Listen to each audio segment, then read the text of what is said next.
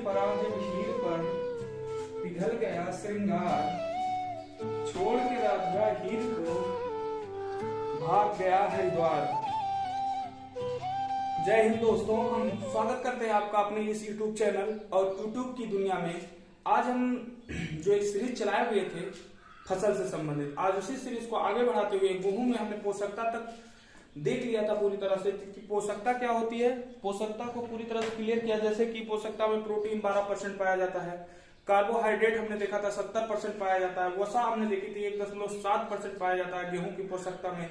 ये सारी चीजें देख लिया था। विटामिन कौन कौन सी पाई जाती है, विटामिन B1, B2, B6 और विटामिन E पाई जाती है। अगली चीज मैंने देखा था विटामिन बी का नाम, सॉरी इसके लिए गलती से रेटिनॉल निकल गया था पिछले वीडियो में, लेकिन विटामिन बी का नाम होता है थायमिन, ठीक है। और इससे होने वाले रोग होते हैं बेरीबेरी। यहाँ तक हमने चीजों को कंप्लीट कर लिया था और गेहूं को अंग्रेजी में बोलते हुए हमने ये सब देख लिया था। आगे हमें था कि सर हरित क्रांति पढ़नी थी, गेहूं के लिए क्रांति की गई हरित क्रांति। सर हरित क्रांति क्यों हुई, कैसे हुई, आइए देखते हैं, ठीक है। हेडिंग बनाते हैं हरित क्रांति।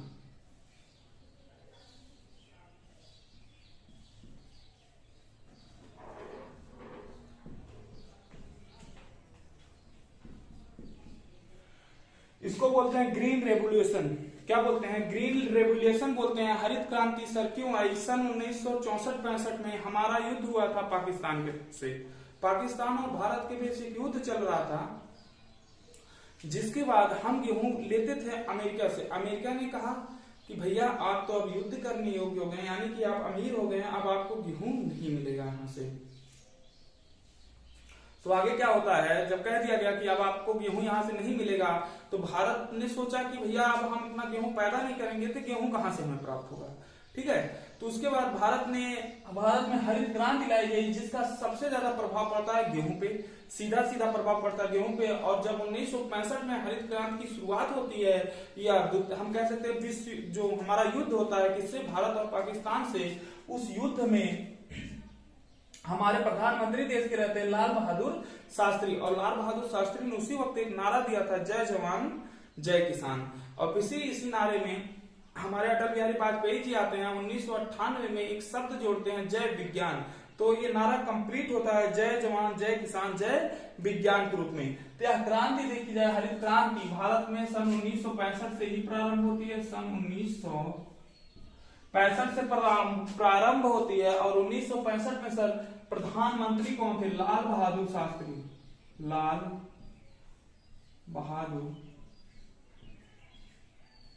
शास्त्री कौन थे, लाल बहादुर शास्त्री जी थे भारत के प्रधानमंत्री। बात समझ में है ना। उसके बाद ये उन्होंने एक बात और कही थी, अपने रसोइया से कहा था भैया अब हमारे लिए एक ही टाइम पे खाना बनाओ। उनका कहने का संदेश था देश को कि अगर हम एक टाइम खाना खाएंगे तो जिंदगी जी सकते हैं। एक टाइम खाना खा के, ऐसा तो नहीं है कि दोनों टाइम नहीं खाएंगे तो डेथ हो जाएगी, ठीक है। एक टाइम खाना खा के हमारी जिंदगी जी जा सकती है, जब तक हमें प्रॉब्लम है गेहूं वगैरह की, ठीक है। तो हमारे देश में एक व्यक्ति आते हैं जिनको कहा जाता है हरित क्रांति के जनक। भारत लेवल पे अगर हरित क्रांति का जनक देखा जाएगा तो कहा जाता है हरित क्रांति के जनक MS स्वामीनाथन है। लेकिन ये हरित क्रांति उसके पहले वर्ल्ड लेवल पे चल चुकी थी, यानी कि विश्व लेवल पे इसके जनक देखे जाएंगे। विश्व में इसके जनक, विश्व में जनक हम ऐसा कह सकते हैं फादर, यानी कि वर्ल्ड में फादर इसके जो कहलाए, विश्व लेवल पे इसके जो जनक कहलाए थे वो थे डॉक्टर नॉर्मन बारलोग। कौन थे, डॉक्टर नॉर्मन बारलोग। डॉक्टर नॉर्मन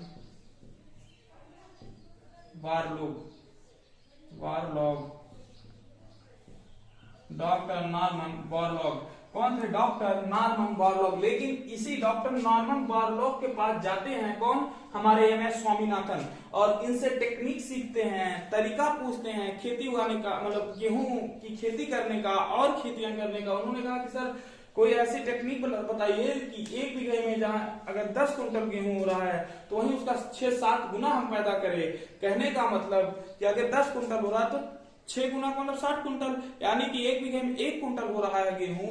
तो हम ऐसी कोई तकनीक बताइए, ऐसी कोई बीज दीजिए जिससे 1 कुंटल में 6 या 7 कुंटल कम से कम 6 या 7 कुंटल गेहूं कम से कम पैदा किया जा सके। तो ये नॉर्मन बारलोग ने उन्हें तरीका बताया और बीज दिया, ठीक है, कि इस बीज को ले जाइए, रोपण कीजिए और आपका गेहूं में इंक्रीज जरूर होगा, गेहूं की पैदावारी में इंक्रीज जरूर होगी। ठीक है, तो पूछेगा नॉर्मन बारलोग ये कहाँ के रहने वाले थे? तो ये रहने वाले थे तो अमेरिका के,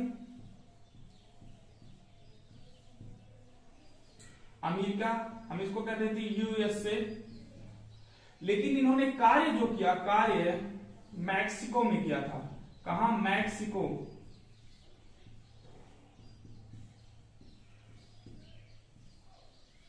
मैक्सिको में किया इन्होंने कार्य। कौन? Doctor Norman Barlow. और पूछेगा भारत में इसके जनक कौन कहलाए? भारत में इसके जनक, भारत में जनक यानी कि पिता कौन कहलाए इसके? भारत में इसके पिता कौन कहलाए? एम.एस. स्वामीनाथन। एम.एस. स्वामीनाथन, यानी कि इसके जो भारत में पिता कहलाते थे एम.एस. स्वामीनाथन कहलाते थे। कौन कहलाता था? एम.एस. स्वामीनाथन। एम.एस. स्वामी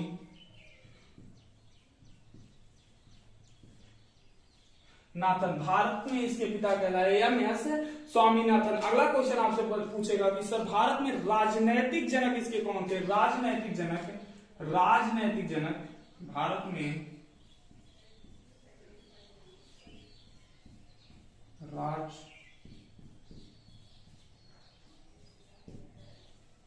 राजनैतिक,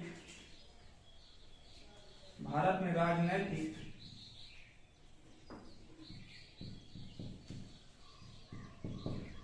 राजनैतिक जनक कहलाएगा सी गोपालाचारी, सी सुब्रमण्यम, सॉरी सी सुब्रमण्यम।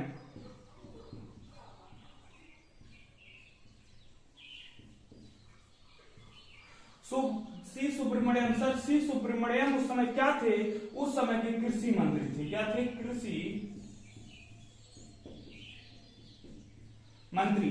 उस समय के कृषि मंत्री सी सुब्रमण्यम साहब को कहा जाता है भारत में राजनीतिक जनक। सर किसका राजनीतिक जनक? हरित क्रांति का। अगला क्वेश्चन आपसे पूछेगा कि गेहूं क्रांति के जनक कौन थे? आप कहोगे डॉक्टर दिगबाग सिंह अठवाल। कौन? डॉक्टर दिगबाग सिंह अठवाल। गेहूं क्रांति के जनक, गेहूं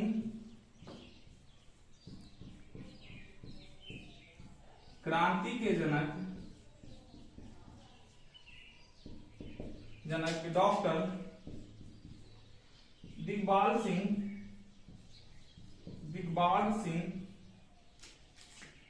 अठवाल। दिगबाग सिंह अठवाल।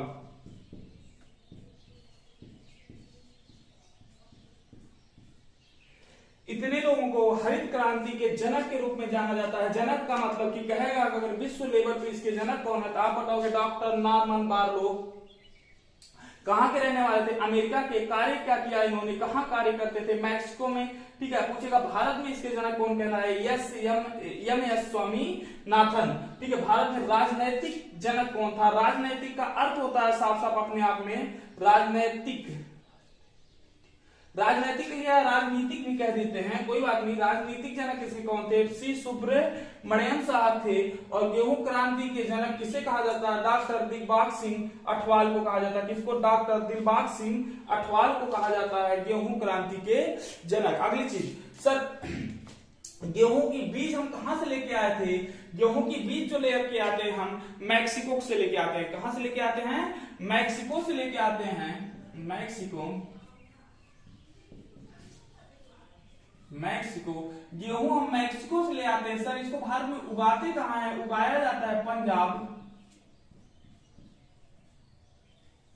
उगाया जाता है पंजाब में। कहां उगाया जाता है? पंजाब में पंजाब कृषि यूनिवर्सिटी के द्वारा, पंजाब कृषि यूनिवर्सिटी के द्वारा इसको पंजाब में उगाया जाता है, भारत में। अब अगली हेडिंग बनाइएगा कि सर्वाधिक प्रभाव किस पे पड़ा इस क्रांति का, सर्वाधिक प्रभाव कैसा पड़ा, किस पे पड़ा, तो सर्वाधिक प्रभाव पड़ता है गेहूं पे। किसके पड़ता है? गेहूं की उत्पत्ति पे सर्वाधिक प्रभाव पड़ता है किसका? हरित क्रांति का। हरित क्रांति का सर्वाधिक प्रभाव जो पड़ा था वो गेहूं के खेती पे पड़ा था। अगली चीज, अगला हेडिंग है सर्वप्रथम प्रभाव, ठीक है, कहां पड़ा? गेहूं पे पड़ा। क्लियर हो गया? ठीक है, अब हम देखते हैं कि सर हम कौन कौन से बीज लेके आए थे। हम इसमें बीज जो लेके आए थे HYV, ठीक है, वो HYV का मतलब होता है एक हाइब्रिड किस्म की बीज थी। कैसी बीज थी? हाइब्रिड किस्म की बीज थी, ठीक है, यानी कि उच्च उत्पादकता वाली बीज हम लेके आए थे। कैसी बीज लेके आए थे? उच्च उत्पादकता वाली बीज, उच्च उत्पादकता, उच्च उत्पादकता वाली बीज हम ले आए थे जिसमें बहुत ज्यादा मतलब पैदावारी थी। अगली चीज हमने क्या किया सर? इसमें हमने रासायनिक खादों का प्रयोग किया था। कैसी खादों का? रासायनिक,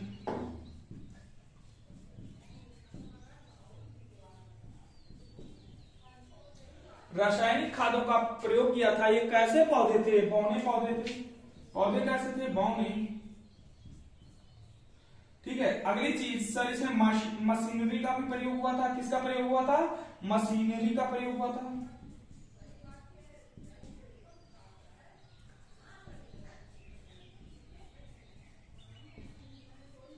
मशीनरी का भी प्रयोग हुआ था। कैसा प्रयोग होता? मशीन, यानी कि इतना प्रयोग करके हम बीजों को उत्पादित करते हैं, बीजों को बोते हैं और जो उगती है बीज, ठीक है, उच्च किस्म की बीजें रहती है और पैदावारी हमारे भारत में क्या होती है? गेहूं की बढ़ जाती है। उसके बाद ना हम अपना पेट भरते हैं, उसी गेहूं को हम आगे भी बढ़ाते हैं। सर आगे किसे देते हैं उस गेहूं को?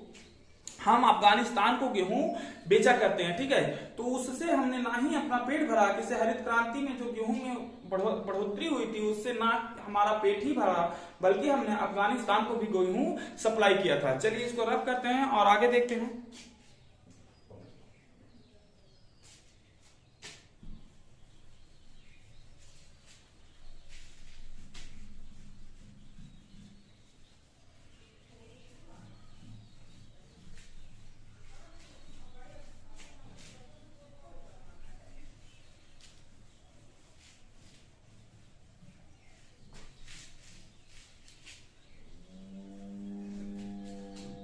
अगली हेडिंग बनाइए हरित क्रांति के समय,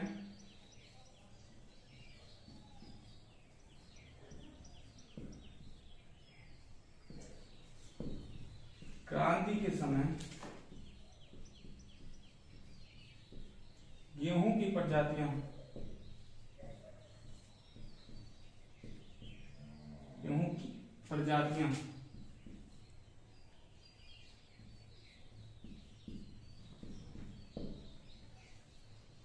गेहूं की प्रजाति, यानी कि हरित क्रांति के समय हमने भारत में कौन कौन सी प्रजाति की गेहूं लाए थे, कहां से लेके आए थे, कैसा गेहूं लेके आए थे। तो ध्यान से देखिए, अगर हरित क्रांति के समय हमने भारत में 2 प्रजातियां लेके आए, यानी कि एम एस स्वामीनाथन जी जो थे भारत में ये 2 प्रजातियां लेके आते हैं। सर कहां से लेके आते हैं? मैक्सिको से लेके आते हैं। कहां से? मैक्सिको।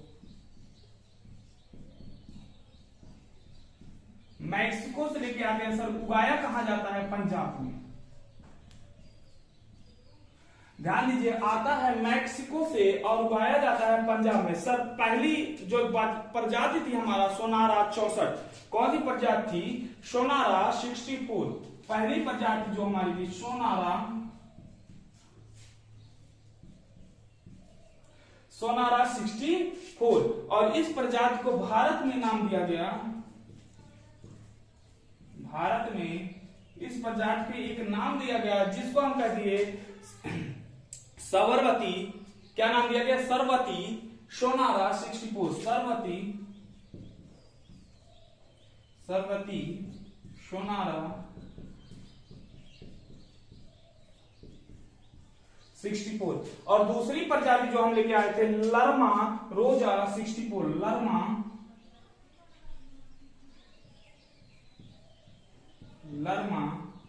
रोजा 64। 64। और इसका नाम हमने जो भारत में दिया लरमा रोजा 64 का पूसा लरमा 64, क्या नाम दिया था भारत में? पूषा। भारत में इसको कहा गया, भारत में पूषा लरमा 64।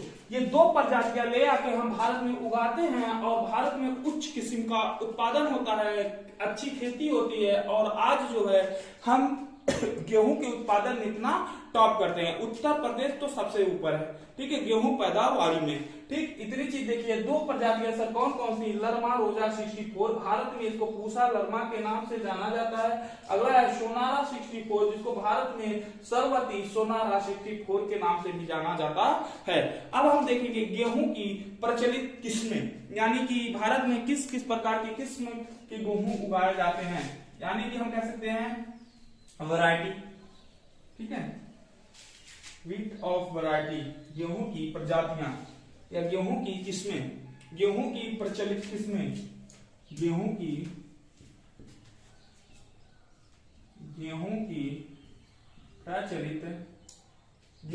प्रचलित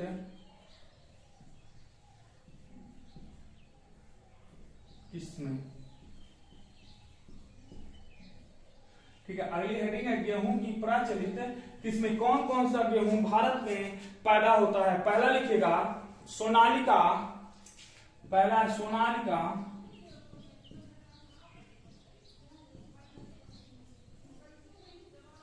का, दूसरा अर्जुन,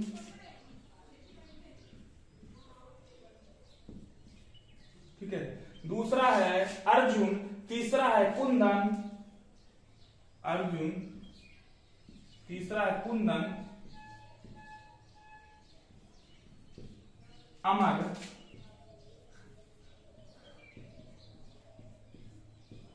चौथा है अमर, भवानी, चंद्रिका, देश रत्न, Bhavani,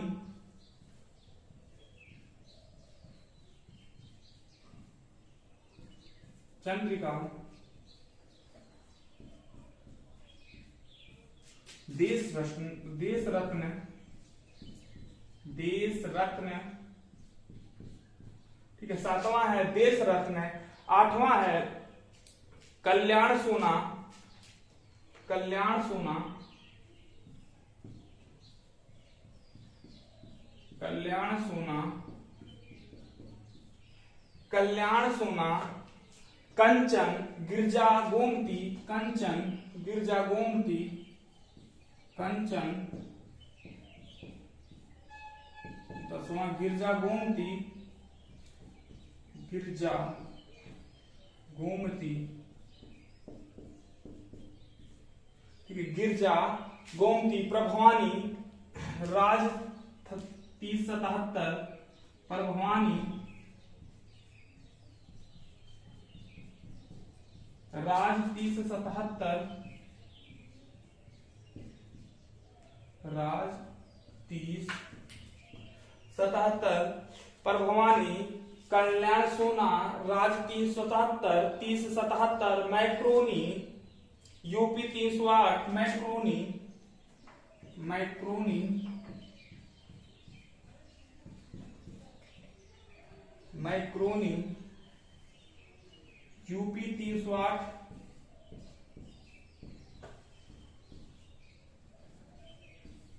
macaroni, UP 308, Pusa baker, Pusa baker, Pusa baker 16, Pusa baker, Pusa Malvi, Pusa, Pusa Malvi, Pusa Malvi. अगला है करण बंदना, करण नरेंद्र, करण बंदना, करण बंदना, करण नरेंद्र, नारेंद्र, करण नारेंद्र 19, करण नारेंद्र, करण वंदना, करण नारेंद्र। अगला है अमृता, हिमगिरी, नीलगिरी, अमृता, अमृता, हिमगिरी,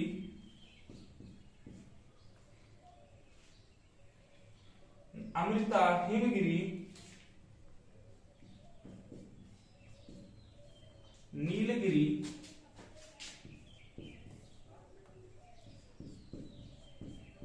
नीलगिरी, ठीक है, हिमगिरी, अमृता, हिमगिरी, नीलगिरी, अगला है नीलगिरी, अमृता, हिमगिरी, नीलगिरी, नीलगिरी, कितनी हुई? 21।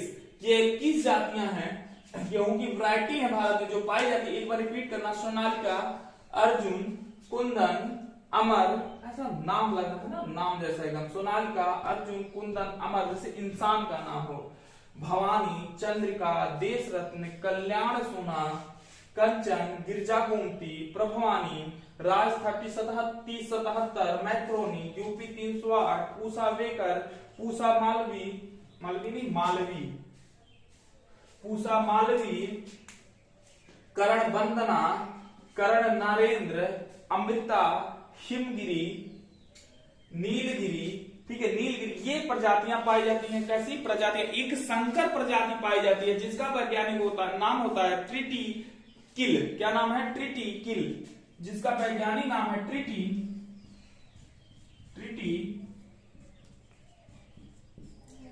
वैज्ञानिक नाम है ट्रिटिकिल। पूछेगा सर ये कैसी प्रजाति है? आप कहोगे संकर प्रजाति। संकर मतलब क्या होता है? दो बीज को मिलाकर जब बनाया जाता है वही संकर प्रजाति कहलाती है। सर ये संकर प्रजाति किस किस की चीज की है? गेहूं की और राई की। किसकी है?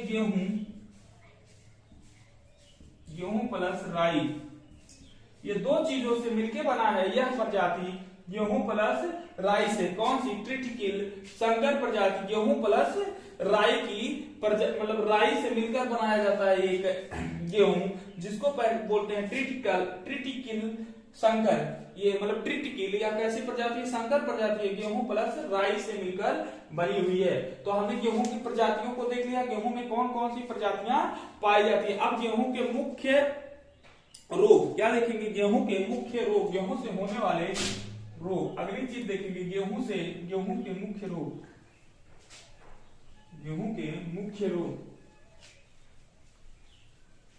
अगली हेडिंग बनाइएगा, गेहूं के मुख्य रोग, गेहूं के मुख्य रोग, गेहूं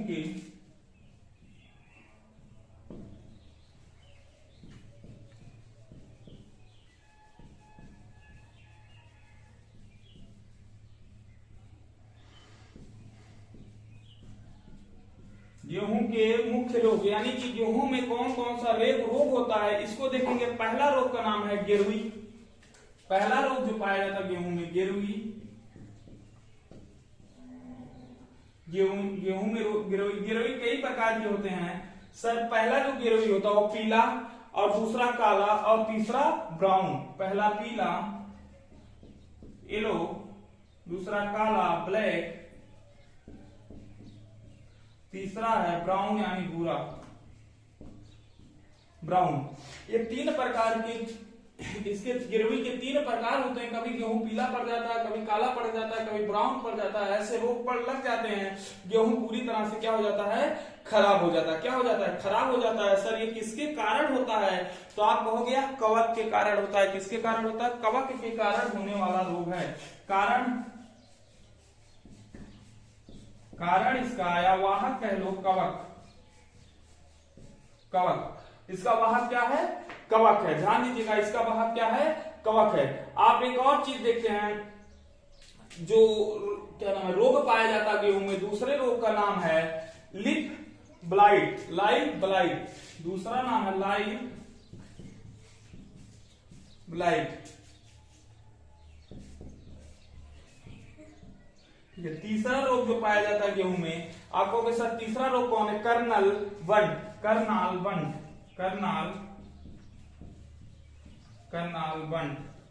ये गेहूं में होने वाले मुख्यतः रोग हैं कर्नाल बंट। दूसरा अगला रोग है फुट रोड।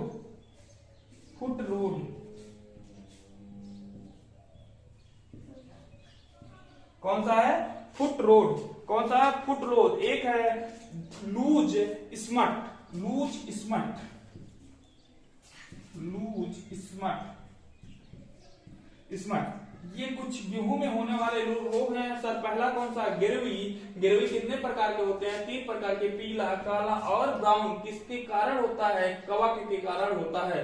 दूसरा लाइट ब्लाइट, तीसरा करनाल वंड, चौथा फुट रोड और पांचवा है लूज स्मट। क्या है, लूज स्मट। ये कुछ गेहूं में लगने वाले मुख्यतः रोग हैं। अब हम देखेंगे गेहूं में होने वाले खरपतवार। एक बार ध्यान से इसको उतार लीजिए, नोट्स बना लीजिएगा आराम से। कहते हैं अगर आप जागोगे नहीं तो आप कभी नहीं जाग पाओगे। आज नहीं जागे तो सूरज को ढलते हुए तो सब देखते हैं, उगते हुए सूरज को देखना सबके बस की बात नहीं है। क्यों, क्योंकि उगते हुए सूरज को देखने के लिए आपको सुबह जगना पड़ेगा। और जो कहते हैं ना, जो सुबह जल्दी उठा और रात में लेट से सोएगा, इस स्टूडेंट लाइफ में वही कुछ कर सकता है। जिसने रातों से लड़ा है सर, उसी ने इतिहास रचा है। इतना याद करना, याद रखना। चलिएगा अगली चीज देखते हैं हम।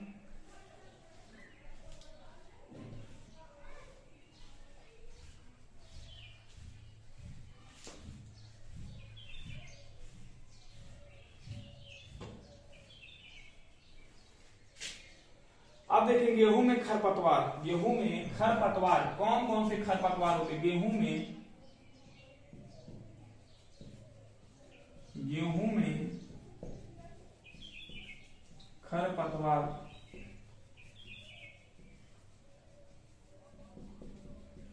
गेहूं में खरपतवार यानी कि गेहूं में होने वाले कौन कौन से खरपतवार हैं। पहला खरपतवार का नाम है फेलिरिस माइनर। पहला खरपतवार है फेलिरिस माइनर, फेलिरिस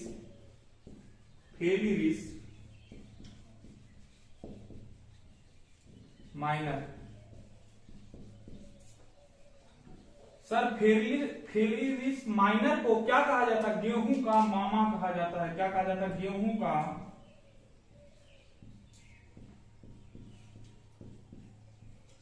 मामा, गेहूं का मामा कहा जाता है। एक रोग होता है गेहूंसा।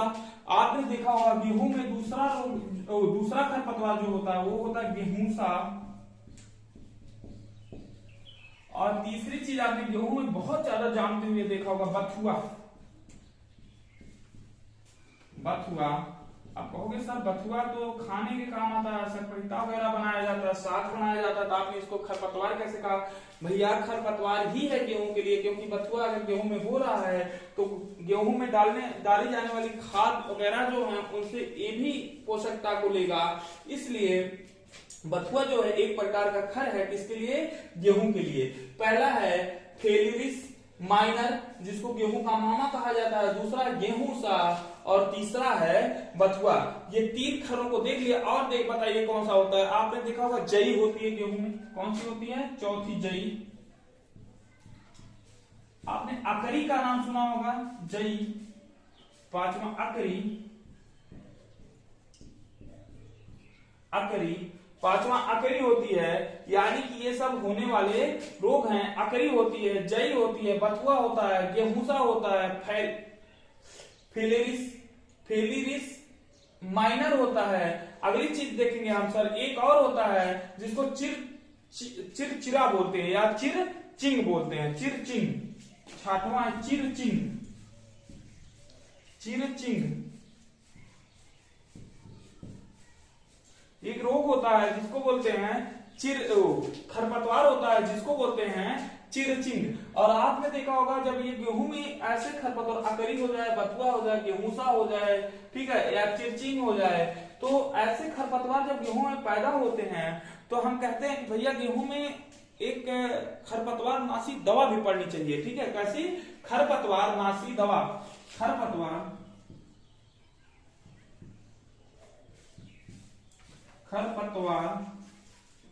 नाशी एक खरपतवारनाशी दवा की। अक्सर आपने देखा होगा खरपतवारनाशी दवा में सबसे पहली दवा जो डाली जाती है, लोग कहते हैं 2,4-D का डलवा दीजिए, खत्म हो जाएंगे खरपतवार, ठीक है।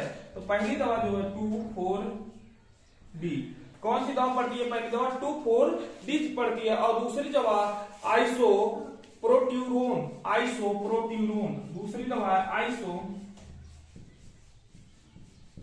आइसोप्रोट्यूरोन, प्रोट्यूरोन, ठीक है, आइसोप्रोट्यूरोन। ये दो प्रकार की दवाइयां पड़ती हैं, कहां? हमारे गेहूं के खेत में, ठीक है। किस लिए सर? खरपतवार को खत्म करने के लिए। किसके लिए? खरपतवार को खत्म करने के लिए। क्लियर हो गई इतनी चीजें, ठीक है। सर रोग पूछेगा, फेलिरिस माइनर गेहूं का मामा बोला जाता है। गेहूं सा, बथुआ, जई, अकरी, चिरचिंग, ठीक है। और ये खरों को नाश करने के लिए, यानी कि खेत से खत्म करने के लिए कौन सी दवा पड़ेगी? 2,4-D, ठीक है, या आइसोप्रोट्यूरोन डाल दीजिएगा, खरपतवार पूरी तरह से खत्म हो जाएगा। अक्सर कहां से? गेहूं से। अब गेहूं संबंधित आंकड़ों को देखते हैं, गेहूं संबंधित आंकड़ों को।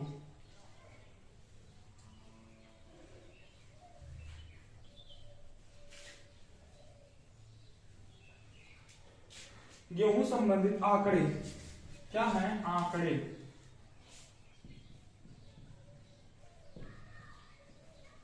गेहूं संबंधित आंकड़े। इन आंकड़ों को हम देख लेते हैं, क्या क्या है आंकड़े। पहला क्वेश्चन पूछा जाएगा, विश्व में कुल उत्पादकता या मतलब कुल खनन उत्पादन, ठीक है, कुल खनन उत्पादन एक प्रकार के। तो विश्व में कुल अनाज उत्पादन में, सॉरी, विश्व में कुल अनाज उत्पादन में कौन सा नंबर है गेहूं का? विश्व में अनाज उत्पादन में, ठीक है, विश्व में कुल अनाज उत्पादन में देखेंगे तो सर टॉप कौन करता है? आप कहोगे तो अनाज, विश्व में अनाज उत्पादन में देखेंगे टॉप कौन करता है? कौन सी फसल ऐसी है जो टॉप पे आती है? तो पहले पे आती है मक्का, मक्का, यानी कि सबसे ज्यादा पैदावार किसी चीज की होती है? वो मक्का की होती है। दूसरे पे आता है गेहूं, दूसरे नंबर पे कौन सा आता है? गेहूं। और तीसरे नंबर पे कौन सा आता है? चावल। दूसरे पे आता है गेहूं और तीसरा है चावल, ठीक है, तीसरे नंबर पे आता है चावल। लेकिन आपसे पूछा जाए कि सर भारत में अनाज उत्पादकता कौन सा मतलब सबसे ज्यादा होता है? भारत में अगर आपसे पूछ लें भारत में अनाज उत्पादकता में कौन टॉप करता है, तो पहले नंबर पे जो आता है भारत में, वो सबसे ज्यादा चावल पैदा किया जाता है। देखिए चावल कहीं कहीं तीन टर्म काट लिए जाते हैं, यानी पहले नंबर पे चावल और दूसरे नंबर पे गेहूं,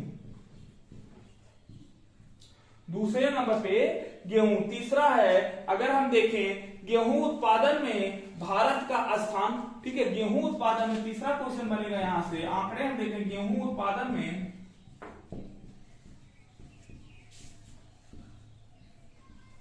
भारत का स्थान,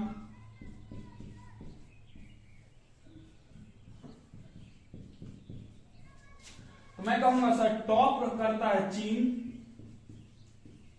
और सेकेंड नंबर पे है भारत। सेकेंड नंबर पे कौन है? भारत। टॉप करता है चाइना और सेकेंड नंबर पे जो खड़ा होता है वो कौन खड़ा होता है? भारत खड़ा होता है। पहले नंबर पे चीन, दूसरे नंबर पे भारत। तीसरी चीज अगर देखा जाए, पूछा जाए विश्व का लगभग कितना परसेंट मतलब भारत में पैदावार होती है, तो विश्व का